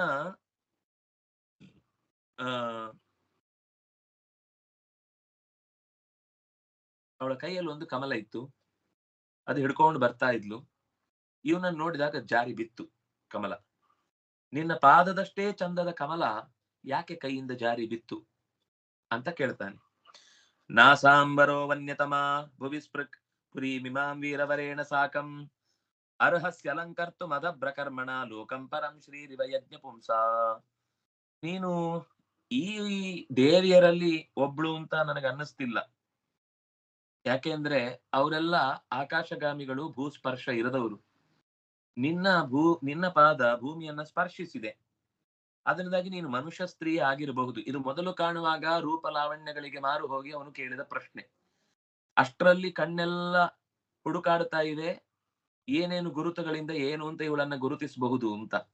ಅಷ್ಟರಲ್ಲಿ ಪಾದ ಸ್ಪರ್ಶ ನೆಲಕ್ಕೆ ಕಂಡದ್ದು ಆತನ ವಿವೇಕವನ್ನ ಜಾಗೃತಗೊಳಿಸಿ, ಇದು ಭೂಸ್ಪರ್ಶವಾದ ಸ್ತ್ರೀಯೇ, ಭೂತಾಯಿಯ ವಾಸಿನಿಯಾದಂತಹ ಮರ್ತ್ಯ ಸ್ತ್ರೀಯೇ ಇರಬೇಕು ಅಂತ ಯೋಚನೆ ಬಂತು. ಡೈರೆಕ್ಟ್ ವಿಷಯಕ್ಕೆ ಬರ್ತಾನೆ. ನೀನು ವೈಕುಂಠವನ್ನ ಬೆಳಗುವ ಯಜ್ಞ ಪುರುಷನಿಗೆ ಲಕ್ಷ್ಮಿಯಂತೆ ಶೋಭಿಸುವ ಹಾಗೆ ಕಾಣುವ ರೀತಿಯಲ್ಲಿ ಬಹಳ ಪರಾಕ್ರಮದಿಂದ ಎಲ್ಲವನ್ನ ಗೆದ್ದು ನನ್ನ ವಶಕ್ಕೆ ತಂದುಕೊಳ್ಳಬಲ್ಲ ನನ್ನೊಂದಿಗೆ ಈ ಪಟ್ಟಣಕ್ಕೆ ರಾಣಿಯಾಗಿ ಬರ್ತೀಯಾ ಅಂತ ಕೇಳ್ತಾನೆ. ಯದೇಶ ಮಾಮಪಾಂಗ ವಿಖಂಡಿತೇಂದ್ರಿಯಂ ಸೌರೀಳಹಾಸೇ ಕ್ಷಣ ಬಿಭ್ರಮಧ್ರುವ ತವೋಪಸೃಷ್ಟೋ ಭಗವಾನ್ ಮನೋಭವ ಪ್ರಬಾಧತೆ ಥಾನುಗೃಹಾಣ ಶೋಭನೆ. ಓ ಶೋಭನೆ, ಚಂದದವಳೆ, ಮಂಗಳಳೆ, ಲಜ್ಜೆಯಿಂದ ಕೂಡಿದ ನಿನ್ನ ಕಿರುನಗೆ, ನಸೆಯಿಂದ ಕೂಡಿದ ಕಣ್ಣೋಟದ ಆ ಕುಡಿನೋಟದ ಚೂಪು, ನಿನ್ನ ಆಣತಿಯಂತೆ ಕುಣಿಯುವ ಹುಬ್ಬುಗಳು, ಭಗವಾನ್ ಕಾಮದೇವನೇ ನನ್ನನ್ನು ಬಂದು ಈಕೆಯೇ ನಿನಗೆ ಸರಿಯಾದ ಹೊಂದಿಕೆಯ ಜೋಡಿ ಅಂತ ಹೇಳಿದಂತೆ ನನ್ನನ್ನ ಬಾಧಿಸ್ತಾ ಇದೆ. ದಯವಿಟ್ಟು ನನ್ನಲ್ಲಿ ಕೃಪೆ ತೋರು, ನನ್ನ ಅಪೇಕ್ಷೆಯನ್ನ ಈಡೇರಿಸು. ತದಾನನಂ ಶುಭ್ರು ಸುತಾರಲೋಚನಂ ವ್ಯಾಳಂಬಿ ನೀಲಾಳಕ ವೃಂದ ಸಂವೃತಂ ಉನ್ನೀಯಮೇ ದರ್ಶತವಲ್ಗುವಾಚಕಂ ಯದ್ವ್ರೀಳಯಾನಾಭಿಮುಖಂ ಶುಚಿಸ್ಮಿತೆ. ಚಂದದ ನಗೆಯವಳೆ, ನಿನ್ನ ಸುಂದರವಾದ ಹುಬ್ಬುಗಳಿಂದ ಆ ಕಣ್ಣುಗಳ ಮೇಲಿನ ಹುಬ್ಬುಗಳ ಕೆಳಕ್ಕೆ ಗೋಲಿಯಂತೆ ಕಾಣ್ತಾ ಇರುವಂತಹ ಚಂದದ ನಾಟುವ ದೃಷ್ಟಿ, ಅದರ ಜೊತೆಗೆ ಸುತ್ತಲೂ ನಿನ್ನ ಇಡೀ ಮುಖವನ್ನೇ ಮತ್ತಷ್ಟು ಸೊಬಗುಗೊಳಿಸಿದ ಕುರುಳು ಕೂದಲುಗಳ ರಾಶಿ ಏನಿದೆ, ಅದರ ಜೊತೆಗೆ ನೀನು ಮಾತಾಡುವಾಗ ನಿನ್ನ ಮಾತಿನ ಸದ್ದುಗಳಿಗೆಲ್ಲ ಕಿವಿ ಆನಂದದಿಂದ ಇನ್ನಷ್ಟು ಕೇಳಬೇಕು ಅಂತನ್ನುವ ಆಸೆ ಪಡ್ತಾ ಇದೆ. ನಾಚಿಕೆಯಿಂದ ಮನಸ್ಸು ತಗ್ಗಿದೆ. ದಯವಿಟ್ಟು ನೀನು ನಾನು ಮಾತಾಡ್ತಾ ಇರ್ಬೇಕಾದ್ರೆ ಪ್ರತಿ ಮಾತಾಡದೆ ತಲೆ ತಗ್ಗಿಸಿದಷ್ಟು ನಾನು ಇನ್ನಷ್ಟು ಕುತೂಹಲದಿಂದ ಕೆಳಗೆ ತಲೆ ತಗ್ಗಿಸಿ ಬಗ್ಗಿ ನೋಡ್ಬೇಕಾಗುತ್ತೆ ನಿನ್ನನ್ನ. ಎತ್ತು ತಲೆ. ಇತ್ತಂ ಪುರಂಜನಂ ನಾರಿ ಯಾಚಮಾನಮಧೀರವತ್ ಅಭ್ಯಭಾಷತಂ ವೀರಂ ಹಸಂತಿ ವೀರಮೋಹಿನಿ. ಸಾಮಾನ್ಯ ಅವಳು, ವೀರಮೋಹಿನಿಯವಳು. ಮೋಹಕ್ಕೆ ಒಳಪಡಿಸಿ ಬಗ್ಗಿಸಿದಷ್ಟು ಬಗ್ಗೋಣ ಅಂತ, ಬಗ್ಗಿದಷ್ಟು ಬಗ್ಗಿಸೋಣ ಅಂತ. ವೀರನಾದ ಪುರಂಜನ ಮತ್ತಷ್ಟು ದೈನ್ಯಗೊಂಡಾಗ ವೀರರನ್ನೇ ಮೋಹಗೊಳಿಸುವ ಈ ನಾರಿ ನಗುತ್ತ ಹೀಗೆಂದಳು. ನವಿದಾಮ ವಯಂ ಸಮ್ಯಕ್ ಕರ್ತಾರಂ ಪುರುಷರ್ಷಭ ಆತ್ಮನಶ್ಚ ಪರಸ್ಯಾಪಿ ಗೋತ್ರಂ ನಾಮ ಚ ಯತ್ಕೃತಂ. ನೀನು ಸುಮಾರು ಪ್ರಶ್ನೆ ಕೇಳಿದ್ಯಪ್ಪ, ಒಟ್ಟಿಗೆ ಅಷ್ಟು ಪ್ರಶ್ನೆ ಕೇಳಿದ್ರೆ ಉತ್ತರ ಕೊಡೋದು ಹೇಗೆ ಗೊತ್ತಾಗಲ್ಲ. ಆದ್ರೆ ಕೆಲವು ಪ್ರಶ್ನೆಗಳಿಗೆ ಉತ್ತರ ಇಲ್ಲ, ಅದರಿಂದಾಗಿ ನಾನು ಉತ್ತರ ಕೊಡುವ ಅಗತ್ಯವೂ ಇಲ್ಲ. ಒಂದು ಹೇಳ್ತೇನೆ, ನನ್ನನ್ನ ಹುಟ್ಟಿಸಿದವನ ಬಗ್ಗೆ ನನಗೇನು ಗೊತ್ತಿಲ್ಲ. ಯಾರು ಹುಟ್ಟಿಸಿದರು ಅಂತ ಇಲ್ಲಿ ತನಕನೂ ನಾನೂ ಕುತೂಹಲದಿಂದ ಹಿಂದೆ ಇಣುಕಿ ನೋಡ್ಲಿಲ್ಲ. ಮುಂದೆ ನಿಂತು ನಾನೇ ಹುಟ್ಟಿಸಿದವ ಅಂತ ಯಾರೂ ಬಡ್ಕೊಳ್ಳಿಲ್ಲ. ಆದ್ರಿಂದ ನನ್ನ ಹಿಂದೆ ಯಾರಿದ್ದಾರೆ, ಮುಂದೆ ಯಾರಿದ್ದಾರೆ ಗೊತ್ತಿಲ್ಲ. ಗೋತ್ರ ಗೊತ್ತಿಲ್ಲ. ನನಗೆ ತಂದೆ ಏನ್ ಹೆಸರಿಟ್ಟಿರ್ಬೋದು ಅದು ಗೊತ್ತಿಲ್ಲ. ನನ್ನ ಹೆಸರು ನನಗೆ ಗೊತ್ತಿಲ್ಲ. ಅವನೊಬ್ಬ ಹೆಸರಿಲ್ಲದವ ಅಂತಾನೆ ಒಬ್ಬ ಇದ್ದ. ಇವಳಿಗೆ ನಿಜವಾಗ್ಲೂ ಹೆಸರೇ ಇರ್ಲಿಲ್ಲ. ಇಹಾದ್ಯ ಸಂತಮಾತ್ಮಾನಂ ವಿಧಾಮನ ತತಃ ಪರಂ ಏನೇಯಂ ನಿರ್ಮಿತ ವೀರ ಪುರೀ ಶರಣಮಾತ್ಮನ. ಈಗ ನಾನು ಇಲ್ಲಿದ್ದೇನೆ ಅಂತ ಗೊತ್ತಿದೆ, ಈ ಪಟ್ಟಣದಲ್ಲಿದ್ದೇನೆ ಅಂತ ನನಗೆ ಗೊತ್ತಿದೆ. ಇನ್ನೇನು ಹೆಚ್ಚಿನದು ನೀನ್ ಕೇಳಿದ್ರು ಆ ಪ್ರಶ್ನೆಗೆ ಆಪ್ಷನೇ ಇಲ್ಲ ಅಂದ್ಮೇಲೆ ಉತ್ತರ ಮೊದ್ಲೇ ಇಲ್ಲ. ಆದ್ರಿಂದಾಗಿ ನೀನ್ ಯಾವ ಪ್ರಶ್ನೆ ಕೇಳಿ ಅವ್ರ ಮಕ್ಕಳು, ಇವ್ರ ಮಕ್ಕಳು, ಆ ಮಗಳು, ಈ ಮಗಳು, ಯಾವ ಮಗಳು ಗೊತ್ತಿಲ್ಲ. ನನಗೆ ಆಶ್ಚರ್ಯ ನೀಡಿದ ಪಟ್ಟಣವನ್ನ ಇನ್ನೂ ಒಂದು ಪ್ರಶ್ನೆ ಬರ್ಬೋದು ನಿನಗೆ, ಸರಿ ಈ ಪಟ್ಟಣ ಎಲ್ಲಿಂದ ಬಂತು, ನಿನಗೆ ಯಾರು ಇಲ್ಲಿ ತಂದು ಕೂಡಿಸಿದ್ರು ಅದು ಗೊತ್ತಿಲ್ಲ. ಈಗಿದ್ದೇನೆ, ಇದ್ದೇನೆ. ಅಟ್ ಪ್ರೆಸೆಂಟ್ ನನ್ನ ಬಗ್ಗೆ ನಾನು ಇಲ್ಲಿ ಇದ್ದೇನೆ ಅಂತ ಅಷ್ಟೇ ಗೊತ್ತಿದೆ. ಇದ್ರ ಮೇಲೆ ಹಿಂದಿದ್ದೇನು ಕೆದಕ್ಲಿಕ್ಕೆ ಬರಬೇಡ. ನೀನ್ ಎಷ್ಟೇ ಕೆದಕಿದ್ರು ಪ್ರಶ್ನೆಯೇ ಉತ್ತರವಾಗುತ್ತೆ. ಆದ್ರಿಂದಾಗಿ ಆ ಪ್ರಶ್ನೋತ್ತರಗಳ ಕಾರ್ಯಕ್ರಮವನ್ನು ವೇಸ್ಟ್ ಟೈಮ್ ಮಾಡಿ ಹಾಳು ಮಾಡಬೇಡ. ಮುಂದಿನ ವಿಷಯಕ್ಕೆ ಮಾತಾಡೋಣ. ಏತೇ ಸಖಾಯ ಸಖ್ಯೋ ಮೇ ನರ ನಾರ್ಯಶ್ಚ ಮಾನದ ಸುಪ್ತಾಯ ಮೈ ಜಾಗರ್ತಿ ನಾಗೋಯಂ ಪಾಲಯನ್ ಪುರೀ. ಈ ಪುರುಷರು ನನ್ನ ಅತ್ಯಂತ ಆಪ್ತ ಸ್ನೇಹಿತರು. ಈ ಸ್ತ್ರೀಯರು ಕೂಡ ನನಗೆ ಅತ್ಯಂತ ಆತ್ಮೀಯ ಗೆಳತಿಯರು. ನಾನು ನಿದ್ದೆ ಹೋದಾಗಲೂ ಈ ಸರ್ಪ ಎಚ್ಚರದಿದ್ದು ಈ ಇಡೀ ನಗರವನ್ನ ಕಾಯುತ್ತೆ. ಅದಕ್ಕಾಗಿ ಇವಳು ಈ ಸರ್ಪ ನನ್ನ ಜೊತೆಗಿದೆ. ದಿಷ್ಟ್ಯಾಗತೋಸಿ ಭದ್ರಂತೆ ತೇ ಗ್ರಾಮ್ಯಾನ್ ಕಾಮಾನ ಅಭೀಪ್ಸಸೆ ಉದ್ವಹಿಷ್ಯಾಮಿ ತಾನ್ ಸ್ನೇಹಂ ಸ್ವಬಂಧುವಿರರಿಂದಮ. ಬಯಸಿ ಬಂದ ಭಾಗ್ಯ ಅನ್ನುವ ಹಾಗೆ ನೀನು ಇಲ್ಲಿಗೆ ಬಂದದ್ದೇ ನನಗೆ ದೊಡ್ಡ ಖುಷಿ. ದಿಷ್ಟ್ಯಾ ಆಗತೋಸಿ, ಯಾರಪ್ಪ ನಿನ್ನನ್ನು ಇಲ್ಲಿ ಕಳಿಸಿದ್ದು ನನಗೆ ಗೊತ್ತಿಲ್ಲ, ನಾನು ಕೇಳಲ್ಲ ನಿಂತರ 100 ಪ್ರಶ್ನೆ. ನೀನ್ ಬಂದಾಗ್ಲೇ ನನಗೆ ಗೊತ್ತಾಯ್ತು ನಿನಗೆ ಏನೋ ಅಗತ್ಯದ್ದು ಬೇಕಿದೆ, ಅದನ್ನು ಕೊಡುವುದಕ್ಕೆ ನನ್ನ ಹತ್ರ ಇದೆ. ಆದ್ರಿಂದಾಗಿ ನನ್ನ ಭಾಗ್ಯದ ಬಾಗಿಲೇ ತೆರೆದಿದೆ ಅಂತ ಭಾವಿಸಿ ನಿನಗೆ ಏನೇನು ವಿಷಯ ಸುಖಗಳ ಭೋಗದ ಅಪೇಕ್ಷೆ ಇದೆ ಈ ಪಟ್ಟಣದಲ್ಲಿ ಸಿಗುವಂತದ್ದು ಅದೆಲ್ಲವನ್ನು ನಾನು ಮನಬಿಚ್ಚಿ ಕೊಡ್ತೇನೆ, ತೆಗೆದುಕೋ. ನನ್ನ ಸಖಿಯರ ಸಹಾಯದಿಂದಲೂ ಕೂಡ ನಿನಗೆ ಬೇಕಾದಷ್ಟು ಸೌಖ್ಯವೂ ಕೂಡ ಒದಗುತ್ತೆ. ಇಮಾಂ ತ್ವಂ ಅಧಿತಿಷ್ಠಸ್ವ ಪುರೀಂ ನವಮುಖೀಂ ವಿಭೋ ಮಯೋಪನೀತಾನ್ ಗೃಹ್ಣಾನ ಕಾಮಭೋಗಾನ್ ಶತಂ ಸಮಾಹ. ಈ ಹಲವು ಬಾಗಿಲುಗಳಿಂದ ಕೂಡಿದ ಈ ಪಟ್ಟಣವನ್ನು ನೀನು ನಾನು ಅನುಭವಿಸುತ್ತಾ ಸುಖಗಳಲ್ಲಿ ಮೈ ಮರೆಯೋಣ, ಕಾಲ ಕಳೆಯೋಣ. ಅದು ನಿನಗೆ ಆಳ್ಲಿಕ್ಕೆ ನಾನು ಜಾಗ ಬಿಟ್ಕೊಟ್ಟಿದ್ದೇನೆ, ಏನು ಬೇಕಾದ್ರೂ ಮಾಡು. 100 ವರ್ಷಗಳ ಕಾಲ ನಿನಗೆ ಇಲ್ಲಿ ಇರ್ಲಿಕ್ಕೆ ಅವಕಾಶ ಇದೆ. ಕಾನು ತ್ವದನ್ಯಂ ರಮಯೇತ್ ಅರತಿಜ್ಞಮಕೋವಿದಂ ಮುಖಂ ಅಶ್ವಸ್ತನವಿದಂ ಪಶುಂ. ನೀನು ರಸಿಕ, ನೀನು ಜಾಣ. ನಿನ್ನನ್ನು ಬಿಟ್ಟು ಬೇರೆ ಅರಸಿಕರನ್ನ, ಮೂರ್ಖರನ್ನ, ಯುದ್ಧ ಹೇಡಿಗಳನ್ನ ಮುಂದಾಲೋಚನೆ ಇಲ್ಲದೆ ಪಶುವಿನಂತೆ ಯಾವ ಸ್ತ್ರೀ ಇಷ್ಟಪಡ್ತಾಳೆ, ರಮಿಸ್ತಾಳೆ? ನಿನ್ನ ವೀರ ಶೂರ ಪರಾಕ್ರಮಗಳ ಅನೇಕ ಲಕ್ಷಣಗಳು ನಿನ್ನಲ್ಲಿ ನಾನು ಕಂಡದ್ರಿಂದ ನಾನು ಮತ್ತೆ ಬೇರೆಯ ಆಲೋಚನೆಗಳನ್ನು ಮಾಡುತ್ತಿಲ್ಲ. ನಿನ್ನ ಮಾತೇ ನನಗೆ ಸಂತೋಷ. ಧರ್ಮೋ ಹ್ಯತ್ರಾರ್ಥ ಕಾಮೌಚ ಪ್ರಜಾನಂದೋಮೃತಂ ಯಶ ಲೋಕ ವಿಶೋಕ ವಿರಜ ಯಾನ್ನ ಕೇವಲಿನೋ ವಿದು. ಈ ಗೃಹಸ್ಥಾಶ್ರಮದಲ್ಲಿ ಧರ್ಮ, ಅರ್ಥ, ಕಾಮ, ಸಂತಾನದ ಸುಖ, ಮೋಕ್ಷ, ಕೀರ್ತಿ, ನಿರ್ಮಲವಾದ ಸಾಧನೆ, ಪರಲೋಕಗಳಿಗೆ ಪ್ರಯಾಣ, ಇವೆಲ್ಲವೂ ಕೂಡ ಇಲ್ಲಿ ಸಿಗುತ್ತೆ. ಈ ಪಟ್ಟಣದಲ್ಲಿ ಲೌಕಿಕ ಭೋಗವನ್ನು ಅನುಭವಿಸಬಹುದು, ಅಲೌಕಿಕ ಪ್ರಯಾಣವನ್ನೂ ಮಾಡಬಹುದು. ನೀನು ಯಾವ ರೀತಿ ಈ ಸಂಪತ್ತಿನ ಬಳಕೆಯನ್ನು ಮಾಡಿಕೊಳ್ಳುತ್ತೀಯೋ ಅದಕ್ಕೆ ಅನುಕೂಲಕರವಾದ ದಾರಿ ಯತಿಗಳಾಗಿರಬಹುದು, ಬ್ರಹ್ಮಚಾರಿಗಳಾಗಿರಬಹುದು. ಯಾರೂ ಕೂಡ ಇಲ್ಲಿಯ ಮಹತ್ವ ಏನು ಅಂತ ಪೂರ್ತಿ ಅರಿತುಕೊಳ್ಳಲಾರರು.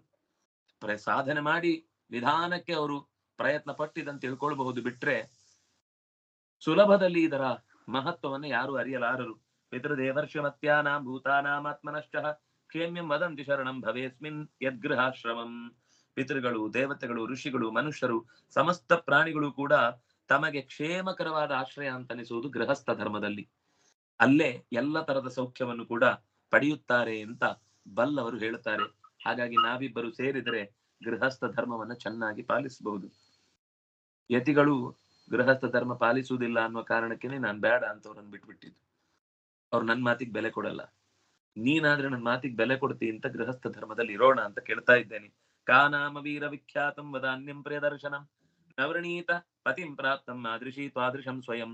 ವಿಖ್ಯಾತನಾದ ಓ ವೀರನೇ, ತಾನಾಗಿ ಒಲಿದು ಬಂದಿರುವ ನಿನ್ನಂತ ಸುಂದರನಾದ ದಾನಶೂರನಾದ ಪತಿಯನ್ನು ನನ್ನಂಥವಳು ಯಾರು ತಾನೇ ಬಿಟ್ಟು ಕೊಟ್ಟಾಳು. ಬಾ.